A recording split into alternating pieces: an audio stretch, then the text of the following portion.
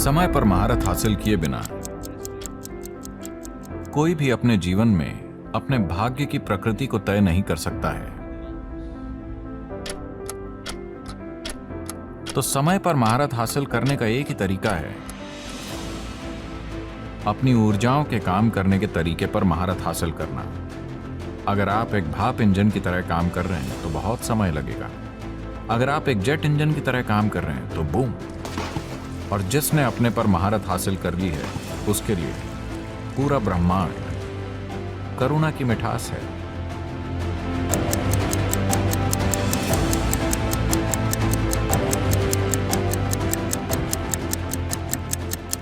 एक बार जब आप एक इंसान के रूप में यहां जन्म लेते हैं तो जीवन थोड़ा जटिल हो जाता है।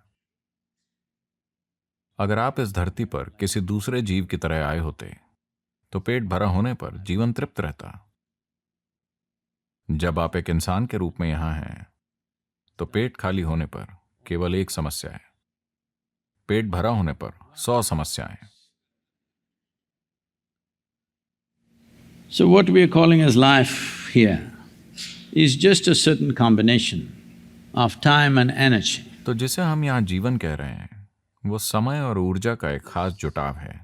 समय और ऊर्जा के इस जुटाव को दुर्भाग्य से ज्यादातर लोग इसे लगातार शानदार तरीके से संभालना कभी नहीं सीखते। अड़चन के बाद अड़चन, हर चीज एक समस्या होती है।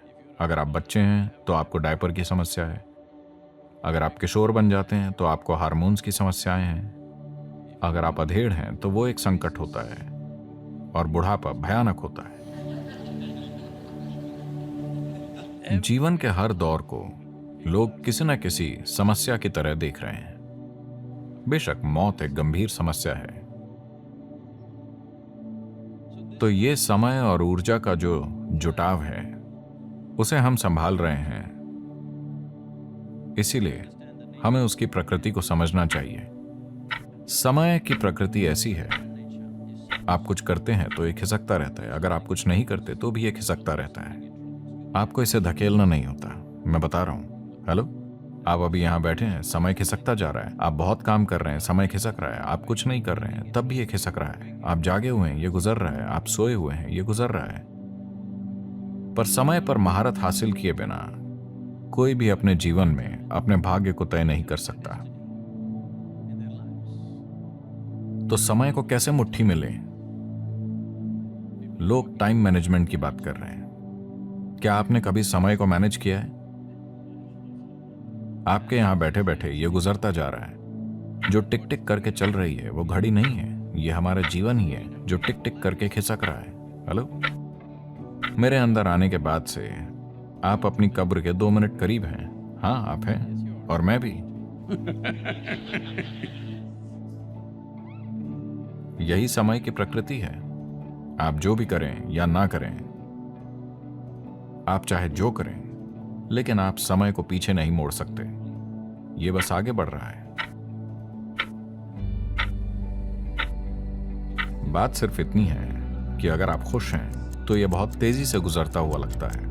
अगर आप दुखी हैं तो यह आपके लिए बहुत धीमे बीतता है। क्या आपने इस पर ध्यान दिया है? किसी खास दिन आप बहुत खुश हैं, 24 घंटे फट से गायब। अब आप उदास हैं तो 24 घंटे आपके लिए एक सदी की तरह लगते हैं, हाँ या ना? तो केवल दुखी लोगों का जीवन लंबा होता है।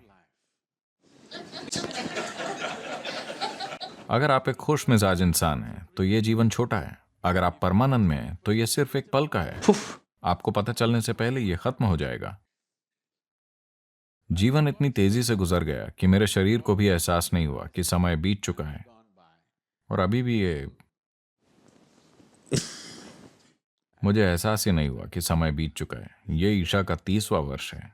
ये ईशा फाउंडेशन की 30वीं वर्षगांठ है, और मुझे यकीन ही नहीं होता 30 साल। मुझे अपने अनुभव में ये 3 दिन जैसे लगते हैं, और इन 3 दिनों में या 30 वर्षों में मेरे कार्यक्रम ऐसे रहे हैं। सिंगापुर मेरे लिए एक छुट्टी है, मैं सिर्फ गोल्फ खेलने आता हूं।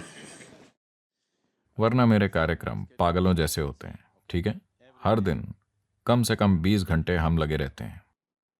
मैंने अब तक मेरा एक भी हवाई जहाज नहीं छूटा है।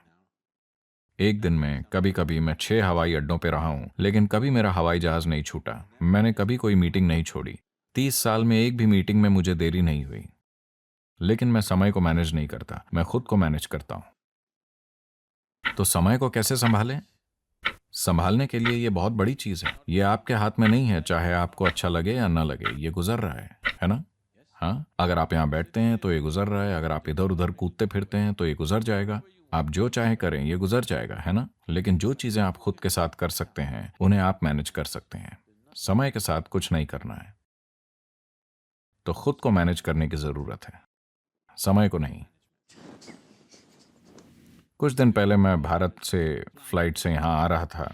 आमतौर पर लगभग 13.5-14 घंटे लगते हैं, पर अब मुद्दा ये था कि पाकिस्तान अपने ऊपर से हवाई जहाज को उड़ने की इजाज़त नहीं दे रहा था, तो 16 घंटे लग रहे थे। क्योंकि मैं सभी पायलटों को जानता था और मैं खुद एक लाइसेंस प्राप्त पायलट हूँ, तो उन्होंने मुझे कॉकपिट में आने दिया और वहाँ जो हो रहा था उसमें मुझे दिलचस्पी थी। तो मैं उनसे बात कर रहा था और उन्होंने कहा, सदगुरु। मैंने कहा 14 घंटे है ना? उन्होंने कहा, नहीं सदगुरु, 16 घंटे, ये बहुत लंबा समय है। तब मैंने कहा, देखिए मैं शिकायत नहीं कर रहा हूँ, क्योंकि बस 1 सदी पहले अगर मुझे अमेरिका जाना होता तो 60 दिन लगते। अभी 16 घंटे। मैं शिकायत नहीं कर रहा हूँ, मैं ठीक हूँ। मैं बैठूंगा, लेटूंगा, कुछ पढ़ूंगा, कुछ और करूंगा या आपसे बात करूंगा, लेकिन मैं 16 घंटे के बारे में शिकायत नहीं कर रहा हूं। 60 दिन 16 घंटे कैसे बन गए? सिर्फ इसलिए क्योंकि हम भाप से चलने वाले इंजन से जेट इंजन में आ गए हैं। हेलो, अचानक 60 दिन 16 घंटे हो गए। तो समय को अपने हाथों में लेने का सिर्फ एक ही तरीका है, अपनी ऊर्जाओं के काम करने के तरीके पर महारत हासिल करना।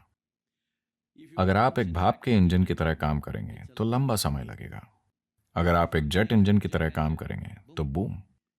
अभी वो बता रहे हैं कि चीनियों ने एक हवाई जहाज विकसित किया है जिससे आप बीजिंग से न्यूयॉर्क तक 2 घंटे में पहुंच सकते हैं। वो कह रहे हैं कि 2028 तक वो इसे कमर्शियल रूप से तैयार कर लेंगे।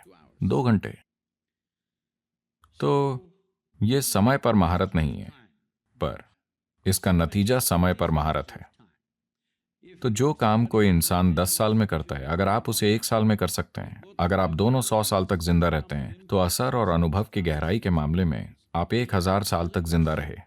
हेलो, सिर्फ यही तरीका है जिससे आप समय को अपने हाथों में ले सकते हैं, और जिसने समय पर महारत पाली है उसके लिए पूरा ब्रह्मांड करुणा की मिठास है। एक बार समय पर महारत पा लेने पर उसके जीवन का अनुभव इसी तरह का होगा।